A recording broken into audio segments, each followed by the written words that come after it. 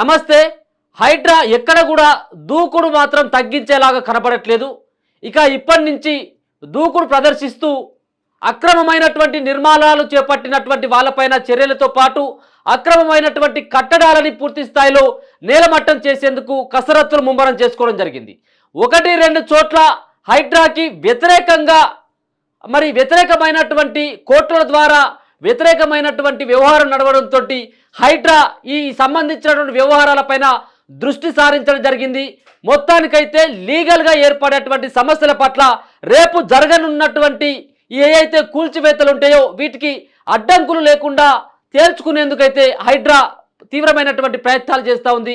దీనికి ప్రభుత్వ యంత్రాంగం అంతా, ముఖ్యంగా ముఖ్యమంత్రి రేవంత్ రెడ్డి ఈ సంబంధించినటువంటి హైడ్రాకి ఆయన చైర్మన్గా వ్యవహరిస్తున్నటువంటి సందర్భంలో ఇట్లాంటి ఈరోజు జరిగినటువంటి కొన్ని సంఘటనల్ని, ముఖ్యంగా నాగార్జునకు సంబంధించినటువంటి ఆయన యొక్క కన్వెన్షన్ని కూల్చివేయడంతో మధ్యలోనే హైకోర్టు మధ్యంతర ఉత్తర్వులు ఇవ్వడంతో ఆ కూల్చివేతను ఆపాలని చెప్పేసి ఏదైతే ఉత్తర్వులు ఇవ్వడం జరిగిందో ఈ ఉత్తర్వులు ఇచ్చిన తర్వాత తెలంగాణ రాష్ట్ర సర్కార్ హైడ్రా సైతం అలర్ట్ కావడం జరిగింది. ఈ సంబంధించినటువంటి ఈ యొక్క ఇబ్బందులు కోర్టుల నుంచి కానీ న్యాయపరమైనటువంటి చిక్కులు లేకుండా ముందుగా వీటిపైన దృష్టి సారించేటువంటి పరిస్థితి కనపడతా ఉంది. అందుకోసం అని చెప్పేసి ఈ హైడ్రాని 3-4 రోజుల కాంచి కొంత సైలెంట్గా ఉండడం జరిగింది. కానీ ఈరోజు జరిగినటువంటి పరిణామం, ఒక పక్కన కన్వెన్షన్ అనేది ఆ యొక్క బఫర్ జోన్లో ఉన్నప్పటికీ కోర్టు నుంచి మధ్యంతర ఉత్తర్వులు రావడంతో అది ఆగిపోవడం జరిగింది. దాంట్లో ఇప్పటికే కూల్చివేయడం జరిగింది, కానీ కూల్చివేతలు ఆపాలని చెప్పేసి మధ్యంతర ఉత్తర్వులు వచ్చినటువంటి నేపథ్యంలో మిగతా రాజకీయ నాయకులు సైతం కోర్టును ఆశ్రయించేటువంటి పరిస్థితి ఉంటుంది. కాబట్టి రానున్నటువంటి రోజులలో ఇట్లాంటి ఇబ్బందులు ఉండొద్దు. ఒకవేళ కనుక కోర్టు నుంచి ఇబ్బందులు అయినట్టయితే వాటికి ఏ విధంగా సమాధానం చెప్పాలన్నటువంటి దానిపైన ముఖ్యమంత్రి రేవంత్ రెడ్డి సమాలోచనలు చేస్తున్నట్టుగా, హైడ్రా సైతం ఆ విధంగా ఆలోచనలు చేస్తున్నట్టుగా, ఆ దిశగా ప్రయత్నాలు చేస్తున్నట్టుగా తెలుస్తూ ఉంది. ఓకే, ఇప్పటి వరకు చూడడం జరిగింది తెలంగాణలో ఉన్నటువంటి ముఖ్యంగా 5-6 జిల్లాలకు పరిమితమైనటువంటి హైడ్రా సుమారుగా 50 నుంచి 60 పెద్ద పెద్ద ఫామ్ హౌస్లను కావచ్చు, బిల్డింగ్లను కానీ కూల్చివేయడం జరిగింది. అంతేకాకుండా దీనిపైన ముందుగానే ఏదైతే ముఖ్యంగా మనకు వినపడుతున్నటువంటిది మాజీ మంత్రి కల్వకుంట్ల చంద్రశేఖరరావు కుమారుడైనటువంటి కల్వకుంట్ల తారక రామారావు యొక్క ఫామ్ హౌస్ను ఎప్పుడు కూలుస్తారన్నటువంటి రకరకాలైనటువంటి వాదనలు వినపడతా ఉన్నాయి. దీనిపైన ఇప్పటికే ప్రభుత్వ యంత్రాంగం అంతా, ముఖ్యంగా హైడ్రా సైతం దానిపైన కసరత్తులు చేయడం జరిగింది. రేపో మాపో ఈ యొక్క జన్వాడలో కట్టుకున్నటువంటి అతి విశాలమైనటువంటి భవనం, ఈరోజు నాగార్జున ఏదైతే 3.5-4 ఎకరాల్లో కట్టుకున్నటువంటి కన్వెన్షన్ ఏదైతే ఉందో ఈ కన్వెన్షన్కి ధీటుగా జన్వాడలో ఉన్నటువంటి ఫామ్ హౌస్ని కల్వకుంట్ల తారక రామారావు కట్టుకోవడం జరిగింది. దాని తర్వాత ఇది ఫామ్ హౌస్ నాది కాదు, నా మిత్రుడైనటువంటి ప్రదీప్ రెడ్డిది అని చెప్పేసి చెప్పేటువంటి ప్రయత్నం చేయడం జరిగింది. ఈరోజేమో చెప్పా పెట్టకుండా, ఎవరికి తెలియకుండా హైడ్రా దూకుడును ప్రదర్శించి ఆ యొక్క కన్వెన్షన్ హాల్ని కూల్చివేయడం జరిగింది. కానీ ఇక్కడ వచ్చినట్టయితుంటే, జన్వాడ ఫామ్ హౌస్కి వచ్చినట్టయితుంటే ఇక్కడ కొన్ని లీకులు ఇవ్వడంతో ముందుగానే కేటీఆర్ సన్నిహితుడు, కేటీఆర్ స్నేహితుడు అలర్ట్ అయ్యి కోర్టుకు వెళ్ళి మరి స్టే ఇవ్వాలి అని చెప్పేసి చెప్పడంతో కొంత దానికి ఆగడం జరిగింది. ఎందుకంటే దీనికి నియమ నిబంధనలు ఏంటిది, హైడ్రాకి ఇది ఏ విధంగా నిర్మాణం చేయడం జరిగింది, దీనికి సంబంధించినటువంటి అర్హతలు ఏంటి అన్నటువంటి దానిపైన హైకోర్టు ప్రశ్నించడం కొంత వెనక్కి తగ్గినట్టుగా అర్థమైంది. కానీ ఈరోజు చేసినటువంటి తీరుగానే అదే 2-3 రోజుల కింద కనుక ఈ జన్వాడ ఫామ్ హౌస్లో అక్రమమైనటువంటి భవనం అని చెప్పేసి అందరికీ తెలుసు. అదొక ఏదైతే సంబంధించినటువంటి నాలా పైన కట్టిల్లు, ఆ నాలా పైన కట్టినటువంటి దాన్ని కూల్చేసేందుకు ఈరోజు కనుక ఏదైతే హైడ్రా ప్లాన్ చేసుకుందో ఇదే హైడ్రా ఆ రోజు ప్లాన్ చేసినట్లయితే ఇప్పటి వరకు ఇక్కడ ఉన్నటువంటి కేటీఆర్ యొక్క ఫామ్ హౌస్ ఇప్పటికే నేలమట్టం అయిపోవు. కానీ అట్లా కాకుండా కొన్ని లీకులతోటి వాళ్ళు కోర్టుకు వెళ్ళి కోర్టు సైతం కూడా కొన్ని హైడ్రాకి సూచించడం కొంత వెనక్కి తగ్గింది. కానీ నెక్స్ట్ టార్గెట్ ఖచ్చితంగా జన్వాడ ఫామ్ హౌస్ అన్నట్టుగానే తెలుస్తూ ఉంది. జన్వాడ ఫామ్ హౌస్లో అతి విశాలంగా కట్టుకున్నటువంటి ఈ భవనం ఏదైతే ఉందో ఈ భవనం పైన ఇప్పటికే ప్రభుత్వం కానీ అక్కడ ఉన్నటువంటి జన్వాడలో ఉన్నటువంటి గ్రామ పంచాయతీ నుంచి అసలు ఫామ్ హౌస్కు ఏ విధమైనటువంటి పర్మిషన్స్ ఉన్నాయి, ఎవరు పర్మిషన్లు ఇవ్వడం జరిగింది, దీనిలో ఇల్లు బిల్లు కడతా ఉన్నారా, ఇది సక్రమమైనటువంటి నిర్మాణమా లేకపోతే అక్రమమైనటువంటి నిర్మాణమా అని చెప్పేసి తేల్చేందుకు అక్కడ ఉన్నటువంటి మండల స్థాయి అధికారులతో పాటు జిల్లా స్థాయి కలెక్టర్ వరకు కూడా ఆ ఉన్నటువంటి ఫామ్ హౌస్కు సంబంధించినటువంటిది ఏ ల్యాండ్లో కట్టడం జరిగింది, ఇది బఫర్ జోన్లో ఉందా, లేకపోతే 111 జీవోకి లోబడి ఉందా, 111 జీవోని ఉల్లంఘించడం జరిగిందా, ఈ సంబంధించినటువంటి అన్నిటినీ కూడా ఆధారాలను ఇప్పటికే ప్రభుత్వంకి చేరవేర్చడం జరిగింది. రేపు మళ్ళీ కనుక కోర్టుకు వెళ్ళినట్టయితుంటే కోర్టుకి సబ్మిట్ చేసి ఇది లీగల్గా కోర్టు ద్వారానే ఇక్కడ కల్వకుంట్ల తారక రామారావు కట్టుకున్నటువంటి జన్వాడ ఫామ్ హౌస్ను కూల్చాలని చెప్పేసి ఇప్పటికే ప్రభుత్వం భావిస్తుంది. మరొక పక్కన హైడ్రా సైతం కూడా దీనిపైన ఇప్పటికే పూర్తి స్థాయిలో కసరత్తులు కూడా ప్రారంభించడం జరిగింది. ఇదే విశాలమైనటువంటి భవనం జన్వాడలో ఉన్నటువంటి మరి అతి విశాలమైనటువంటి భవనం. అంటే దీనికి చుట్టూ మరి ఇంకా ల్యాండ్స్ ఉంటాయి. ఇక్కడ ఎవరైతే కేటీఆర్ ఉన్నారో కేటీఆర్కు సంబంధించినటువంటి సతీమణి శైలిమ ఎవరైతే ఉన్నారో ఆమె యొక్క భూమి కూడా ఇక్కడే ఉంటుంది. 5-6 ఎకరాల భూమి ఆమె పేరు మీద ఉన్నట్టుగా తెలుస్తూ ఉంది. ఈ జన్వాడ ఫామ్ హౌస్ 3.5 నుంచి 4 ఎకరాల్లో ఉంటుందని చెప్పేసి తెలుస్తూ ఉంది. దాంతోపాటు ఇక్కడ ఉన్నటువంటి కొంత ఈ పక్కన ఉన్నటువంటి ల్యాండ్లు కూడా మరి కేటీఆర్ బినామీలకు సంబంధించినటువంటి ల్యాండ్లు అని చెప్తా ఉన్నారు. ఇదే జన్వాడ ఫామ్ హౌస్. ఇగో ఇదే జన్వాడ ఫామ్ హౌస్.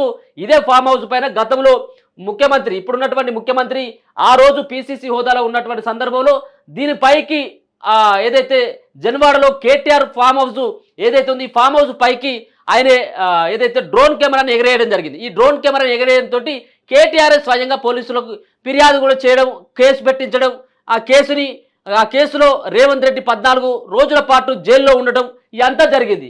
దీనిపైన రకరకాలైనటువంటి విమర్శలు వస్తూ ఉన్నాయి. కేటీఆర్ దీంట్లో ఎందుకు మరి తల దూర్చడం జరిగింది, ఒక పక్కన రేవంత్ రెడ్డిని జైలుకు పంపించడంలో కీలకమైనటువంటి పాత్ర ఆ రోజు కేవలం డ్రోన్ ఎగిరేశాడన్నటువంటి కారణంతో 14 రోజుల పాటు ఉన్నాడు. కాబట్టి ఇది కన్ఫామ్గా ఇప్పుడు ఎట్టి పరిస్థితుల్లో ఇది కూలుస్తారు, ఎట్టి పరిస్థితుల్లో ఇది కూల్చక తప్పదు. ఒకవేళ కనుక హైడ్రా కనుక ఇది కూల్చినట్టయితుంటే తన ఇజ్జతేడ పోతుందో, మిగతా ఉన్నటువంటిది ఇబ్బంది అవుతుంది. రేపు కల్వకుంట్ల ఫ్యామిలీలో ఉన్నటువంటి ముఖ్యంగా మాజీ మంత్రి, అంతేకాకుండా బీఆర్ఎస్ పార్టీకి రానున్నటువంటి రోజులలో ముఖ్యమంత్రిగా చెప్పుకుంటున్నటువంటి కల్వకుంట్ల తారక రామారావుకి రేపు చెడ్డ పేరు వస్తుంది. కాబట్టి ఈ చెడ్డ పేరు రాకుండా ఎట్లాగో కూలుస్తారు, తప్పదు అది.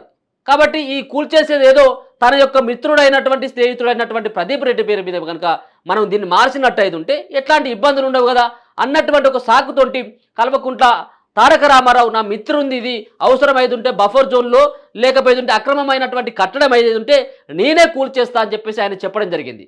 కానీ ఇక్కడ మనం అర్థం చేసుకోవాల్సినటువంటి అంశం ఏంటిదంటే ఇలా కల్వకుంట్ల తారక రామారావు ఆయన చెప్పిండు ఇది నాది కాదు నా దోస్తుదని ఎప్పుడైతే చెప్పిండో అప్పుడే ఇంకా ఇరుక్కపోవడం జరిగింది. ఇంకా జనాలకి స్పష్టంగా అర్థమైపోయింది, లేదు ఇది కల్వకుంట్ల తారక రామారావుది, ఇది కేటీఆర్దే. కాబట్టి ఇది తప్పించుకున్నటువంటి ప్రయత్నం కోసం మాత్రమే ఆయన ఈ విధమైనటువంటి డ్రామాలు ఆడుతూ ఉన్నాడు అన్నటువంటిది అంశం ఇలా ఇక్కడ ఉన్నటువంటి ప్రజలకు, తెలంగాణలో ఉన్నటువంటి ప్రజలకందరికీ కూడా తెలవడం జరిగింది. ఈ యొక్క ఫామ్ హౌస్ పైనే తదుపరి చర్యలు తీసుకునేందుకు హైడ్రా ఆ విధమైనటువంటి కసరత్తులు చేస్తూ ఉంది.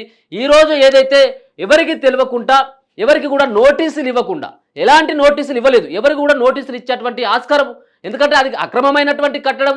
ఇది నేరుగా చెరువులలో, కుంటలలో, ఈ చెరువు కానుకొని లేకపోతే నాలాల పైన కట్టుకున్నటువంటి వాటికి కూడా మళ్ళీ నోటీసులు ఇచ్చి 1కి 2కు 3 సార్లు నోటీసులు ఇచ్చినట్టయితే కొంత ఇబ్బంది అవుతుంది అని చెప్పేసి హైడ్రా కూడా భావిస్తూ ఉంది. అందుకోసమని నేరుగా నాగార్జున ఆయన యొక్క కన్వెన్షన్కి పోవడం జరిగింది. రేపు మాపు ఇక్కడ నోటీసులు ఇచ్చేటువంటి ఆస్కారం ఉండదు. ఏ క్షణంలోనైనా జన్వాడకి పెద్ద బుల్డోజర్లు కానీ ఆధునిక టెక్నాలజీ ఉన్నటువంటి పెద్ద సంబంధించినటువంటి క్రేన్లు కూడా అక్కడికి వెళ్ళేటువంటి ఆస్కారం ఉంటుంది. ఎప్పుడు ఏం జరుగుతుంది అన్నటువంటి దాంతో ఇప్పటికే కేటీఆర్ అలర్ట్ కావడం జరిగింది. అంతేకాకుండా ఈ ఫామ్ హౌస్ ఎవరిది అని చెప్పేసి అంటా ఉన్నారు. వీళ్ళకి సంబంధించినటువంటి భారీ బందోబస్తును కూడా ఏర్పాటు చేసినట్టుగా తెలుస్తోంది. ఇది ప్రైవేట్ బందోబస్తుని. ఇక్కడ ఉన్నటువంటి కల్వకుంట్ల తారక రామారావు ఫామ్ హౌస్గా ఉన్నటువంటి జన్వాడలో చాలామంది ఇక్కడ ఆయనకున్నటువంటి కేటీఆర్కు ఉన్నటువంటి అనుచరులని ఇక్కడ పెద్ద ఎత్తున కూడా అక్కడ మోహరింపజేయడం జరిగిందట. ఎందుకంటే ఈరోజు ఇక్కడ నాగార్జున ఇట్లా జరిగింది, రేపు కోర్టు కేవలం తాత్కాలికమైనటువంటి కొంత ఉపశమనాన్ని ఆ ప్రదీప్ రెడ్డికి ఇవ్వడం జరిగింది. ఎందుకంటే స్టే ఇవ్వలేదు, కానీ కొంత ఆగండి, దీనికి సంబంధించినటువంటి అర్హతలు ఏంటో చెప్పిన తర్వాత మీరు దాని మీదకి వెళ్ళండి అని చెప్పేసి కోర్టు కొంత హైడ్రాకు తెలపడంతో కొంత వెనుకడుగు వేయడం జరిగింది. కాబట్టి ఇప్పుడు సైతం నాగార్జున ఆ యొక్క కన్వెన్షన్కు జరిగినటువంటి తీరుగానే రేపు తన ఫామ్ హౌస్ కూడా జరుగుతుంది అన్నటువంటి ఒక ఉద్దేశంతో ఇక్కడ ఈ ఫామ్ హౌస్ చుట్టూ కొంత ప్రైవేట్ సైన్యాన్ని కూడా ఏర్పాటు చేస్తున్నట్టుగా స్పష్టంగా కొంత వార్తలు వస్తూ ఉన్నాయి. చూడాలి మరి ఈ యొక్క ఫామ్ హౌస్ని నిజంగా కూల్చివేస్తారా? ఒక పక్కన హోరాహోరీగా ప్రతిపక్షంలో ఉన్నటువంటి నేతలు, అధికార పక్షంలో ఉన్నటువంటి చాలామంది నేతలంతా కూడా నాది కాదు నా తమ్ముందని ఒకరు, లేదు నాది కాదు నా మిత్రుందని ఒకరు, లేదు ఇది బఫర్ జోన్లో లేదు, ఇది మేము ప్రైవేట్ ల్యాండ్, ఇది మేము కొనుక్కొని కట్టుకున్నటువంటి ల్యాండ్ అని మరికొందరు చెప్తా ఉన్నటువంటి సందర్భంలో అందరికీ కూడా ఈరోజు జరిగినటువంటి ఒక సంఘటన, కన్వెన్షన్ ఏదైతే ఎన్ కన్వెన్షన్ కూల్చివేయడంతో మిగతా ఉన్నటువంటి అందరి గుండెల్లో రైళ్ళు అయితే పరిగెడతా ఉన్నాయి. ఏ రోజు ఎవరి ఫామ్ హౌస్ మీద పడతారు, ఏ రోజు ఎవరి యొక్క అక్రమమైనటువంటి కట్టడాన్ని కూల్చేస్తారు, రేపు నాదవుతుందా లేకపోతుంటే ఎల్లుండి అవుతుందా అవుతుందా అన్నటువంటి కొంత ఆందోళనతో మాత్రం వాళ్ళైతే ఉన్నారు.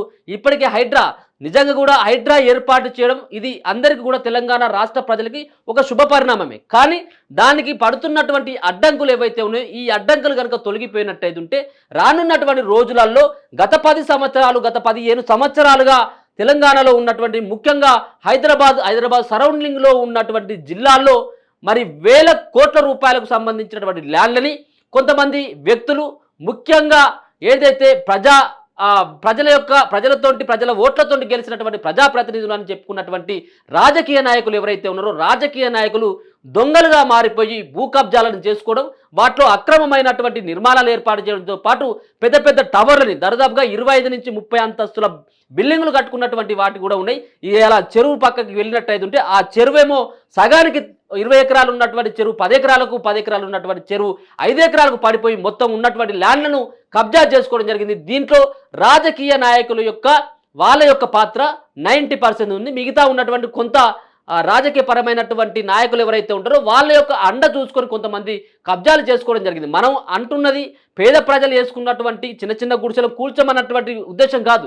కానీ ఎవరైతే బడా నేతలు ఉన్నారో, ఎవరైతే కోట్ల రూపాయలకు అధిపతులు ఉన్నటువంటి వ్యక్తులంతా కూడా కొంతమందిని ముందర పెట్టి, పేదవాళ్ళని ముంగట పెట్టి వాళ్ళతోటి కొన్ని రోజుల పాటు అక్కడ గుడిసెలో లేకపోతుంటే ఇంట్లో కట్టిపించుకొని చిన్న చిన్న ఇల్లు, దాని తర్వాత వాళ్ళని అక్కడి నుంచి లేపేసేటువంటి ప్రయత్నం, ఆ భూమిలో పెద్ద అక్రమమైనటువంటి కట్టడాలను కూడా ఏర్పాటు చేయడం జరిగింది. 15 సంవత్సరాల నుంచి ఈ విధంగానే కొనసాగడం జరిగింది. తెలంగాణలో ఏదైతే బీఆర్ఎస్ పార్టీ అధికారంలోకి వచ్చినటువంటి 10 సంవత్సరాల్లో ఇంకా విపరీతంగా పెరిగిపోవడం జరిగింది. బీఆర్ఎస్ పార్టీ లీడర్లతో పాటు ఇప్పుడున్నటువంటి కాంగ్రెస్ పార్టీకి సంబంధించినటువంటి పెద్ద పెద్ద లీడర్లు సైతం కూడా మరి అక్కడ ఉన్నటువంటి జాగాను ఆక్యుపై చేసుకొని దాంట్లో ఇల్లులు కూడా కట్టుకోవడం జరిగింది. వీటినన్నింటినీ కూడా రేపు కూల్చేసేటువంటి ప్రయత్నం అయితే జరుగుతూ ఉంది. ముఖ్యంగా రేపు రానున్నటువంటి అతి కొద్ది రోజుల్లో మీన్స్ ఇది నెక్స్ట్ ఇప్పుడు ఇదైంది నాగార్జున తర్వాత కల్వకుంట్ల తారక రామారావు కేటీఆర్ది అన్నట్టుగా తెలుస్తూ ఉంది. దీన్ని కూల్చాలన్నటువంటి ఉద్దేశంతో కూల్చాలన్నటువంటి ఉద్దేశం మీన్స్ అదేదో కక్ష సాధింపు ధోరణి కాదు. వీళ్ళు కట్టుకున్నది అక్రమం అని ఇప్పటికే ప్రభుత్వం కూడా నిర్ధారించడం జరిగింది. దానికి సంబంధించినటువంటి అన్ని ఎవిడెన్స్ని కూడా ఇప్పటికే సమకూర్చుకోవడం జరిగింది. కాబట్టి దీనిపైన రేపో మాపో ఖచ్చితంగా జనవరిలో కట్టుకున్నటువంటి ఈ ఫామ్ హౌస్ పైన ప్రభుత్వ యంత్రాంగం ముఖ్యంగా హైడ్రా రేపు చర్యలు తీసుకోబోతుందన్నట్టుగా స్పష్టంగా అర్థమవుతా ఉంది. చూస్తూనే ఉండండి మన తొలి వెలుగు.